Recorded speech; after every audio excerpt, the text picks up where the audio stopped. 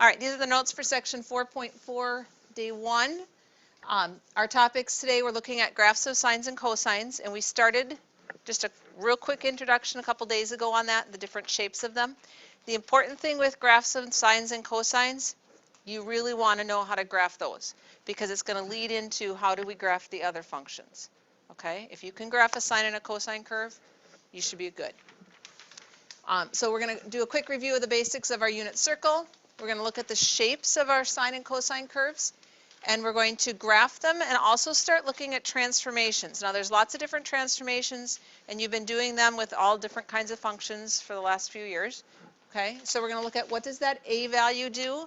It's referred to as amplitude for our graphs. We're going to look at what does the b term do, and what does the h and k do. For today, we're just going to focus on the a and b part, and then we're going to actually spend about 4 days on this section, just getting, so we really get good at graphs of sines and cosines. All right, so our unit circle, let's go on to this page. You've got this, right? All right, so our unit circle, what was the period for sine and cosine? Our period was 2 pi, right? If we went once around the unit circle, as soon as we started going beyond that, we just kept repeating the same values over and over again, okay? So period for sine and cosine was 2 pi.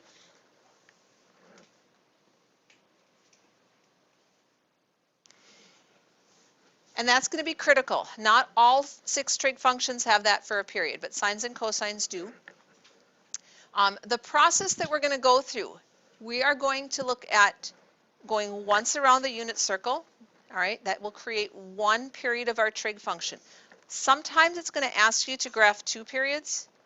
It just means repeat what you already have in your first period, just write it again. Okay? All right, so how do we graph a sine and a cosine curve? The first thing is to divide the period into 4 equal chunks. All right, so whatever you figure out the period to be, and it will change as we start stretching and compressing these horizontally. But for now, period is 2 pi. We're going to cut it into 4 equal parts. So if we take 2 pi divided by 4, each increment is going to be pi over 2. Okay? So on our x-axis over here, I want you to mark off 2 pi. And then I want you to cut that space from 0 to 2 pi into 4 equal parts. So if we cut it in half, what would I label that? That would be pi, right? Cutting it in half. And then if I cut each of those in halves again, I'm at pi over 2. Pi is the same as 2 over 2 pi. Then I have 3 over 2 pi, and then 2 pi. So it's really critical that you can think in terms of fractions, right, so that you can get your increments marked correctly. All right, so we basically are taking once around our unit circle, and if we're cutting it into 4 parts, that's like our 4 quadrants, right? So if I go around the unit circle in 4 chunks, I start at 0, then I'm at pi over 2, then I'm at pi, then I'm at 3 pi over 2, and I'm back to 2 pi. Yes? Okay. Which of these coordinates is sine? The y-coordinate is sine. So if you think about as we go around that unit circle, our sine values, we have 0, then we have 1, then we're back to 0, then we're back down here at -1, and back to 0 again. Those are the values that we're going to plot. All right, those are the y values here. So we've divided our period into 4 equal chunks. We've marked it on our number line. We have to know where to start. So think of starting at 0 radians, 0 degrees. Sine starts at 0, and cosine starts at 1. All right, that just comes from that ordered pair right here. Okay? Cosine is going to start at 1, sine is going to start at 0. Those are 2 things you want to memorize. Okay? So we want to know that the period for sine and cosine is 2 pi, and we want to know that sine starts at 0, cosine starts at 1. Okay, so if we are graphing a sine curve, we are going to start at 0. And now picture going around at each of those axes points. So if we're up at pi over 2, what's my sine value? 1. So at pi over 2, I'm going to be up here at 1. If I go to pi, what's my sine value? I'm back at 0. And then if I go to 3 pi over 2, I'm down at -1. And if I go all the way back to 2 pi again, I am back at 0. Those are the critical points for graphing a sine curve. So what you need to know for graphing sines, I have to know I start at 0, and I go up from there. So I'm at 0, then I'm up at my high point, then I'm back at my axis, then I'm down at my low point, then I'm back at my axis again. Okay? When you draw in the curve, you want to connect it with a nice smooth curve. There's a picture below here of what I'm talking about. You do not want to make this look like you're just connecting dots and it's real jagged looking. Okay? It needs to be a nice smooth curve. Because what we haven't plotted are all of these values. Right? I could go around and say, well, where on my axis, my x-axis, is pi over 6, I could plot a point at 1/2. If I went to pi over 4, I could plot a point of 2 over 2. That's going to fill in the curve. Does that make sense? But we don't want to have to plot all these little points in here. If we know our key points, our critical points, we should be able to draw it. Okay? So you want to draw a nice, smooth curve. So think of that being like a half circle, and then it just does the reverse underneath. Okay? All right, let's analyze a few things about our graph here. What is the domain? Domain is our x's, right? We've got things in radians. You're going to be graphing in radians here for x. But can this continue? Yes. It can continue in both directions. We can go around that unit circle a million times. So our domain is everything. Okay. How about the range? We bounce between two values. What are they? Yep. And we can actually hit those points, so we have squared off brackets. Is it continuous? Yes. Is it increasing or decreasing?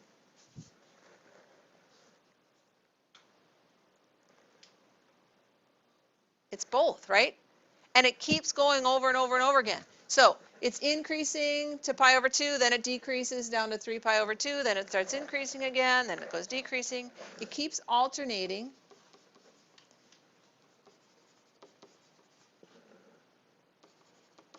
So I'm going to say it alternates in periodic waves.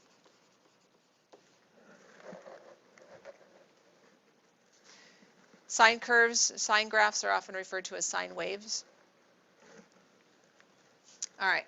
Our absolute maximum, we said, was 1. That's the high point. Our absolute minimum was -1. Is it symmetric? Now keep in mind that this, I just graphed one period, right? One cycle. But it keeps going. This point here after 2 pi would keep going, right? This would keep going on the left. So, is there symmetry if you picture it continuing over here? Our two types were odd and even, right? Odd meaning I can spin it around the origin and it looks the same. Even meaning it's symmetric to the y-axis. Is this even? No. Is it odd? Yes. If I take this chunk over here and spin it, this low point here would turn into the high point over here. Okay, so it is, what did we say, odd symmetry? Is it bounded?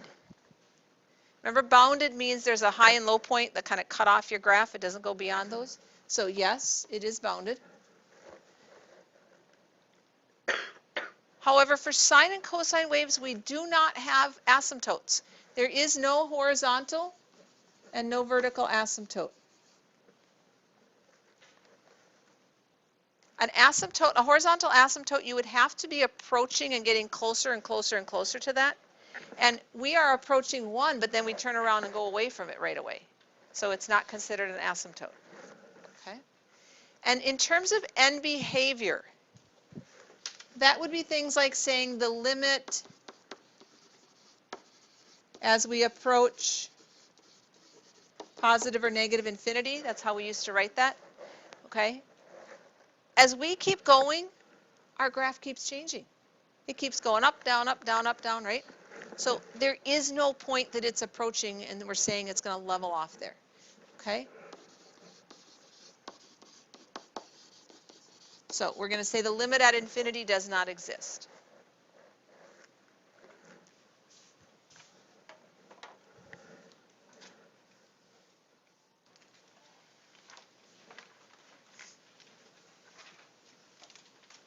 All right, let's look at a cosine curve. We're going to go through the same steps we used for sine curve. We take the period, which is, everybody? 2 pi, and we divide it into 4 nice equal chunks. And if we do that, our chunks are pi over 2's. Okay, so let's mark off 2 pi would be 1 full period, and cut it into 4 chunks.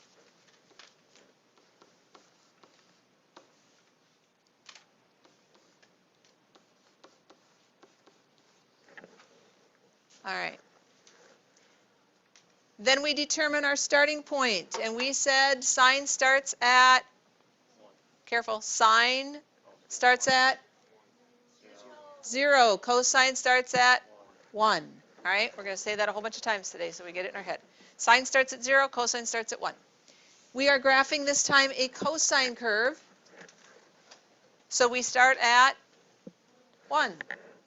So we'll mark 1's and negative 1's on our axis, our y-axis. We're going to start up here at 1. Now, picture going around our unit circle. If we go up to pi over 2, what is our cosine value? 0. If we go to pi, our cosine is negative 1. If we go to 3 pi over 2, what's our cosine? 0 again. And if we go back to 2 pi, we're back at 1. Okay? Now, some people like acronyms to help remember this. So I forgot to mention it on the sine curve. Notice on the side of your sine graph, it says Sahala. Let me flip back to that page here. Okay, right here, Sahala. It says sine starts on the axis, then it goes to a high point, then it back to its axis, then to its low point, and then back on the axis. Okay, so if that helps you remember your points, you can use that. For a cosine, we start high, then we go to our axis. Then we went low, back to our axis, and then back to high again. Okay, so our cosine curve is going to look like this. Again, make sure you're not making jagged points. It's a nice, smooth curve.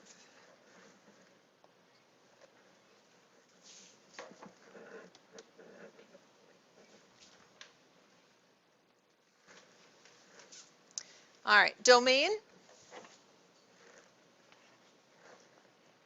Domain. All reals. Range.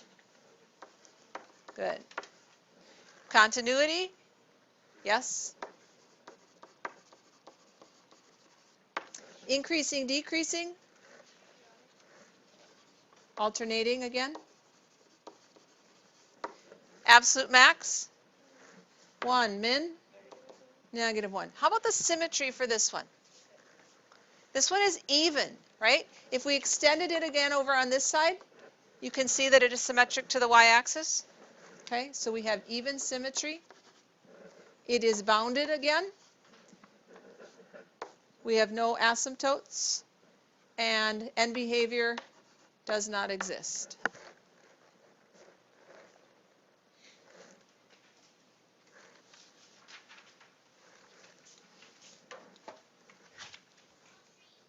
All right. So those are our parent functions. We're going to start doing some transformations to those. And we're going to start with our a value. when we talk about trig graphs, we refer to A as the amplitude. And notice that it is in absolute value bars, so we don't worry about the sign of it. We just take the number portion. So on the two graphs that we've just done, our amplitude was 1, right? We bounced from 1 to -1. Okay, that was our amplitude. If we change that number, it results in either a vertical stretch or a compression, and if it's negative, we've got that reflecting over the x-axis thing going on. Okay? All right. So for this example, it says find the amplitude and use the language of transformations to describe how the parent function is transformed to the given graph. The graph of all three functions on the grid, then graph all three functions on the same grid. Okay. So what is the amplitude for this first one? It is a 1. That means it's our parent function. All right, so let's go ahead and graph our parent function.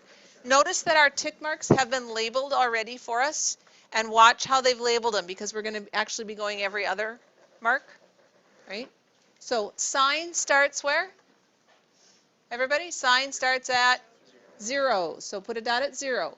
At my first pi over 2 mark, I'm up at 1, then I'm back at 0, then I'm down at -1, and I'm back to 0. That is one period or one cycle of my sine curve, my parent function. Okay.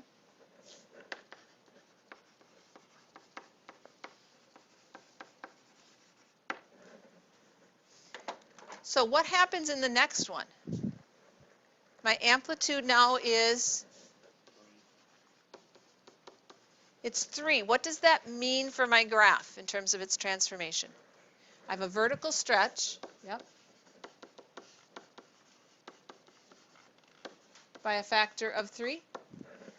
So what do I do to get those points? Yes, multiply my y variable by 3, right? I just want to stretch it vertically. Well, what happens when you multiply 0 by 3? So my points that were on the axis here at 0 haven't changed. But my 1 becomes a 3. Okay, so where I was at 1, I'm now going to be upstretched to 3. And where I was at -1, I'm going to be at -3. So my sine curve just looks stretched out. Let's try to hit our dots here.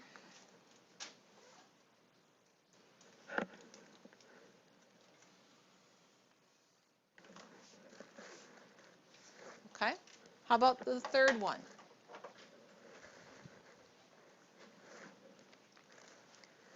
What's the amplitude?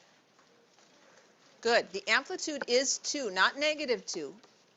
If I said, what is A? You would say -2. If I say, what is the amplitude? You say just a 2, which means we have a vertical stretch by a factor of 2. What does the negative in front do? All right, so I'm going to reflect over the x-axis as well. Do my 0 points change? No, they don't get stretched, they don't go anywhere because they're on your line of reflection. So my 0s are still going to be at 0. But where I was at 1, now I'm going to be where? So it stretches to 2, it flips over the x-axis, and I'm down at -2.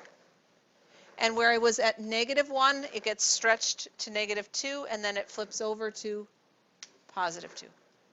Right? I'm just taking that y coordinate and timesing by -2.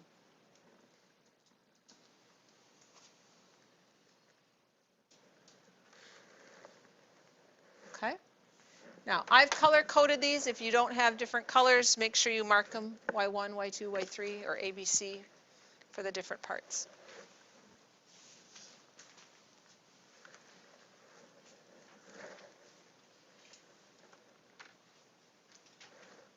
Okay, we good with that? All right, let's try the same thing with a cosine curve. So this first one is our parent function again. And our amplitude is just a 1. Okay, so cosine starts at 1. All right, then we go to what? 0. And then, whoops, I did it after I was thinking to tell you not to. We're at 0 here. And then at -1, back to 0, and up at +1. Okay.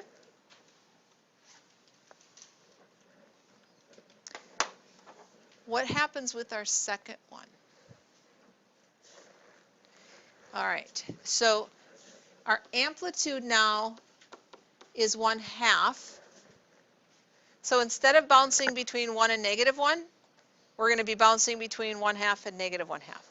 So it is a vertical compression by a factor of 1/2. Have we reflected anything? No. So just take your points and cut them in half. Zeros stay at 0, but our 1s and -1s go to halves and -1/2. So it's just a shallower curve.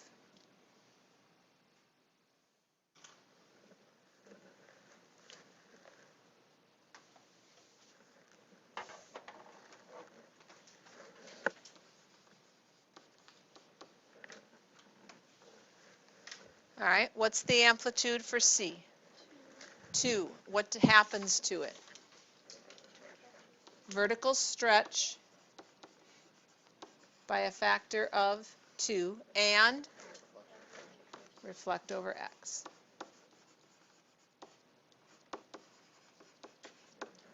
All right, so going back to my blue points here, I need to stretch them, make them twice as tall, and then reflect them over. So a +1 becomes a -2.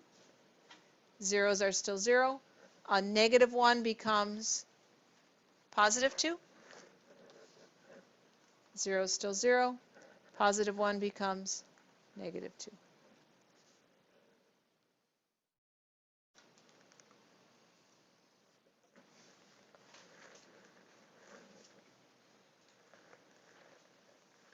Okay. Questions on stretching, compressing vertically or reflecting? We okay with those? All right. Second part for today was looking at what does that b term do? And what did it always do with regular functions, other functions that we've looked at transformations on? Your a stretch things this way vertically. What does b do? It's your horizontal stretch and compression, right? And remember that horizontal things always seem opposite of what you think they should be. Okay? So it says the period or the length of one cycle can change to be longer or shorter than our 2 pi. If the absolute value of b is bigger than 1, the period is actually shorter. Okay, so remember, the bigger your b value, the more it's compressed. If b is less than 1, then we have a horizontal stretch. Okay, our period actually gets bigger than 2 pi. So it's critical to know where that length is for the period. You need to know where you stop and where you start. Okay, so how we do that? The absolute value of b is the number of cycles in 2 pi. It's used to find the period.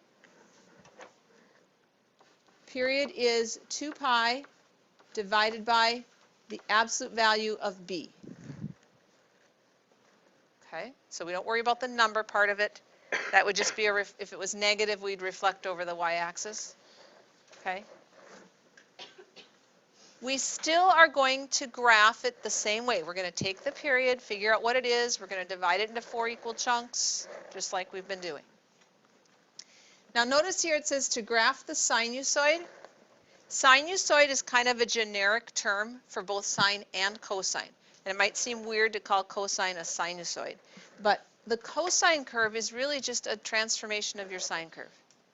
If you took a sine curve and shifted it left or right, it becomes a cosine curve. Okay, it's all based on where are you starting, where are you stopping. So they're both referred to as sinusoids. All right, so let's try one. It says determine the period for each equation and then graph 2 full periods this time. Okay? So, what is our amplitude? Okay, so we haven't stretched it vertically at all, but what is our b value? Our b value is 2. So when we go to figure out what the period is, we're going to take 2 pi and we're going to divide it by 2, by our b term, which means the period is really only 1 pi. Okay, so we have done what to our function? We cut it in half. We compressed it to half its size. So instead of we having 2 pi length to get 1 cycle drawn, we only have half of that space to draw the same 1 cycle. Okay. The next thing you want to figure out is what are your increments? And we always take the period and divide it into how many chunks? 4 chunks. So we're going to take pi and divide it by 4. That means each chunk, each little interval is going to be in pi over 4s. Okay? So how should we mark our axis here?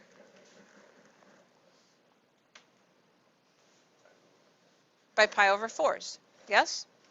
So my first tick mark is going to be pi over 4. My second tick mark is going to be pi over 2. 2/4 would be pi over 2. And then the next one would be,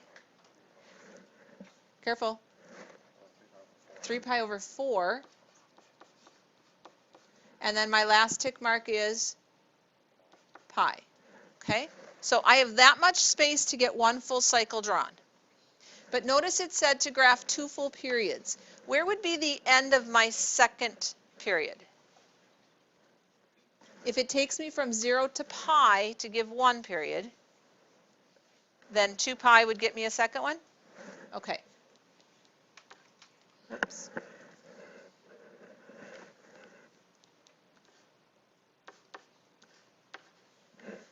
Okay, so do you have to mark all the little tick marks in that second period? No. Do you have to mark the ones in the first period? Yes. Okay, you got to show me that you know how you've spaced it. All right, so we are graphing a sine curve, and sine starts at 0. So we're going to start at 0. What's my amplitude? 1. So I'm just going to bounce between 1 and -1. All right. And from my 0, I go to up to 1.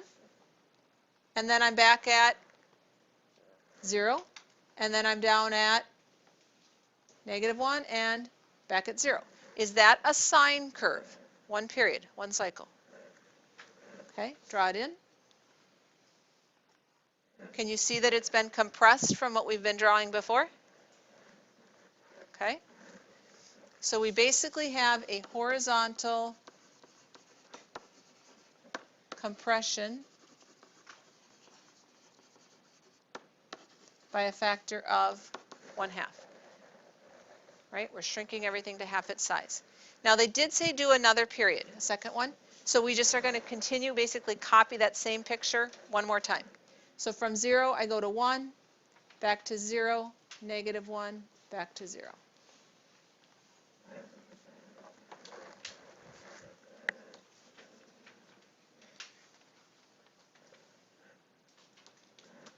All right. Same thing for this one, but we're going to graph a cosine curve. What's my amplitude? Okay. So I'm just going to bounce between 1 and -1. Okay. What's the period for this one? We take 2 pi and we divide it by b, which in this case is 4. So what are we going to get? Okay, so 1 period is now pi over 2. We have scrunched this down to 1/4 of its size. Okay?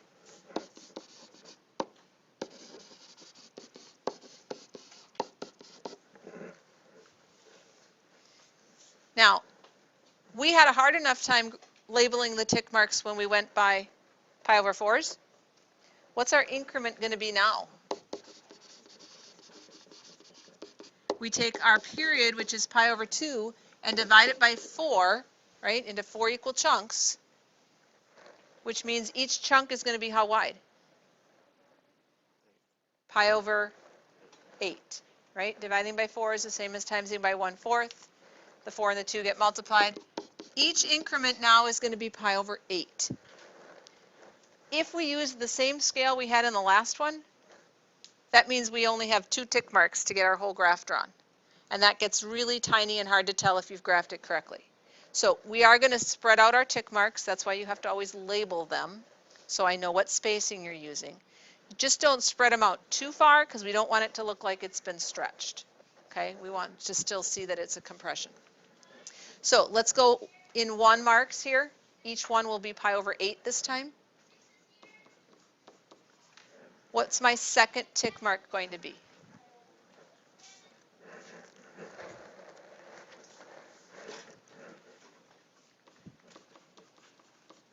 Okay, third tick mark.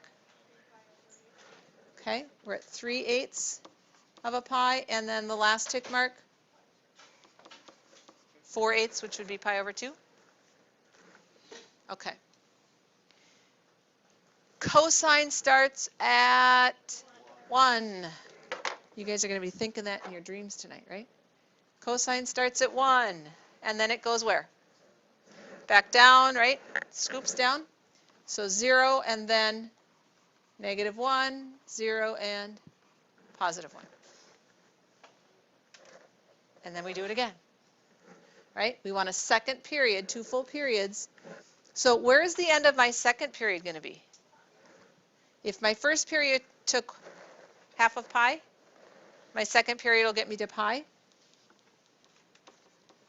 All right, so I was at 1, I go to 0, -1, 0, +1.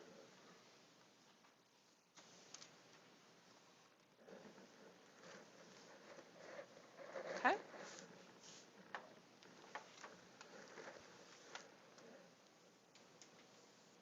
All right, now we want to put it all together. We want to change our amplitude, and we want to change the period length. Okay, so these are going to have both A's and B's in them. So what is the amplitude for this first one? 3, which means I'm going to bounce between -3 and +3. All right, so mark your Y scale with that. And then we need to find the period. And we take 2 pi, which is our normal starting period, and this time we have to divide it by 2, our B value, which means 1 period is just going to be pi long. Okay. Our increments. We take the period, which in this case is pi, and we divide it into 4 chunks. So each tick mark is going to be pi over 4, each interval. All right, so pi over 4 for the first one, and then pi over 2, 3/4 pi, or 3 pi over 4, and pi. Yes? So where will my second period end? Good. Now, it is important when it says to graph 2 full periods that you graph exactly 2 full periods, no more, no less.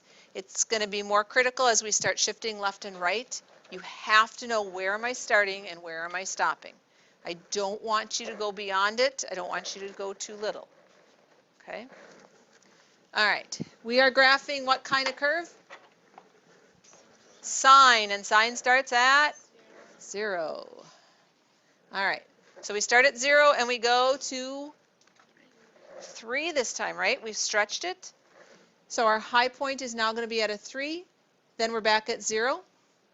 Then our low point will be -3.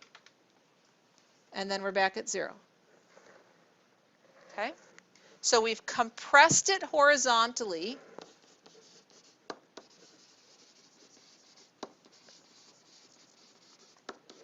by a factor of 1/2, and we have done a vertical stretch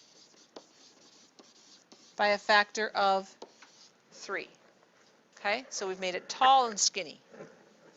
All right, let's continue our points to get our second period. And draw it in.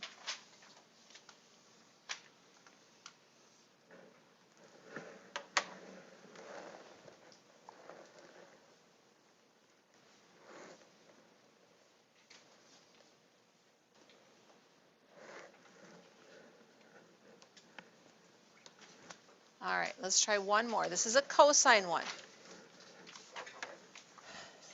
What is my amplitude?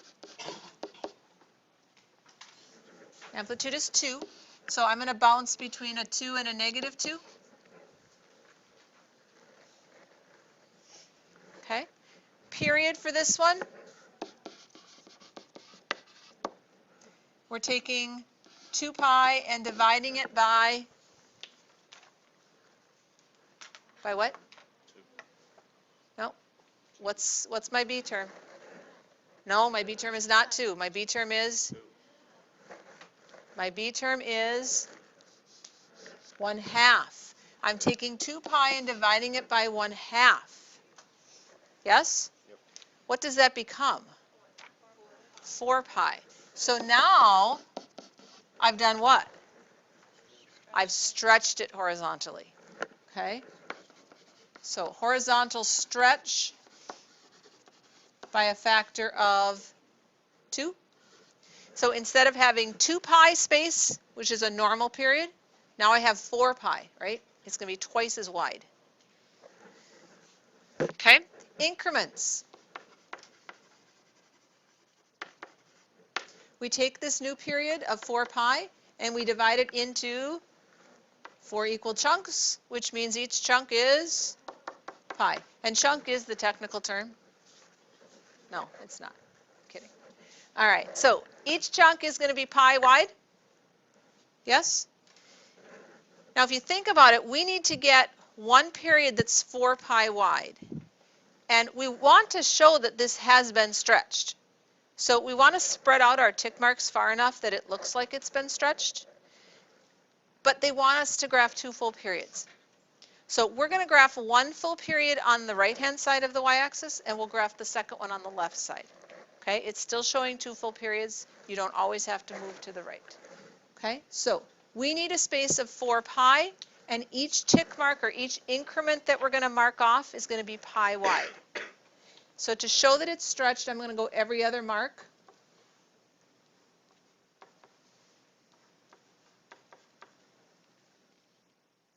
Actually, we should have gone even further. We could have. But you've already started marking them, so we'll leave it. What? Well, yeah, we can go on the other side. That's fine.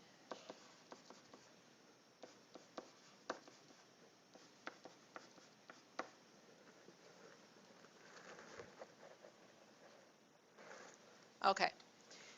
So we know we've horizontally stretched it by a factor of 2, and we've done a vertical what? Stretch by a factor of 2 as well. Okay? So cosine graphs start where? Normally at 1. This one's going to start at 2 because we've stretched it. Okay? So we're starting at 2. My first tick mark is going to be at 0, then down at negative 2, back at 0, and up at positive 2. All right, let's go ahead and draw it on the other side.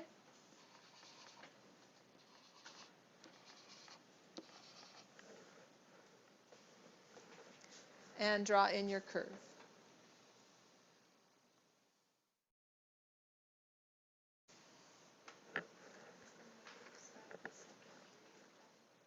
Yes, so one period would be going from here to here. Okay? That's one period, and this would be a second period.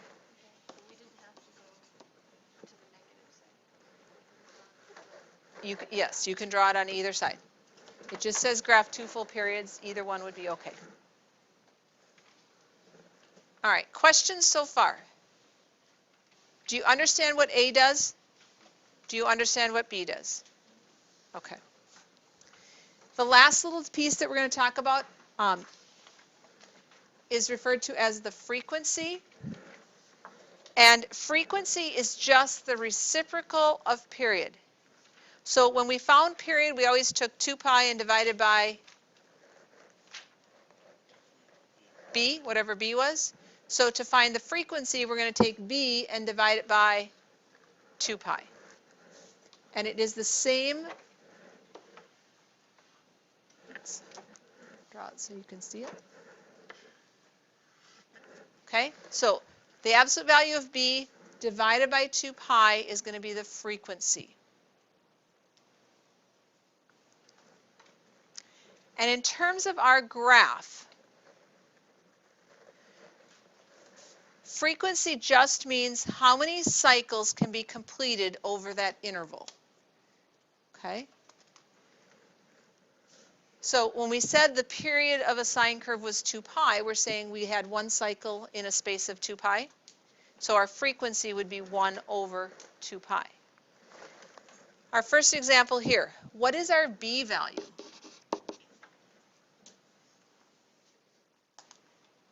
Where do we find B in our equation? B is usually right in front of the x. So what's in front of the x? 2 over 3, right? 2/3. So our B term is 2/3. So when we talk about the frequency, we're saying we're going to take 2/3 and divide it by 2 pi. How do we do that? How do we take 2/3 and divide it by 2 pi? Okay, so this really means 2/3 times 1 over 2 pi, if we think of multiplying by a reciprocal. And how does that simplify? What happens to the 2's? They cancel, so we end up with 1 over 3 pi. So my frequency here would be 1 over 3 pi. That means graphically we are going to make one complete cycle of my curve in a space of 3 pi. So if the frequency is 1 over 3 pi, period would be 3 pi over 1 or 3 pi. So does it make sense graphically that we're going to get one cycle in a space of 3 pi? Okay. Last one. What is our B value? 3. So our frequency is B divided by 2 pi. So graphically what that means is I'm going to complete 3 full cycles in a space of 2 pi. I'm going to get 3 periods in a space of 2 pi. And if I do the reciprocal, I've got 2 pi over 3. So 2 pi cut into 3 chunks, right? 3 full cycles in that space of 2 pi. All right, so can we graph the parent functions for sine and cosine? Good. Can we stretch them vertically or compress them vertically or reflect them over the x-axis? Okay. Can we stretch or compress them horizontally? Can we figure out what our period is and what the tick marks should be, the increments? All right.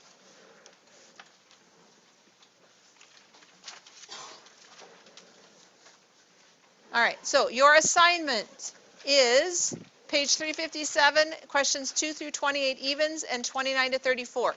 One of that graph paper, the trig graph paper, should be enough. I think there's 8 graphs that you're asked to do.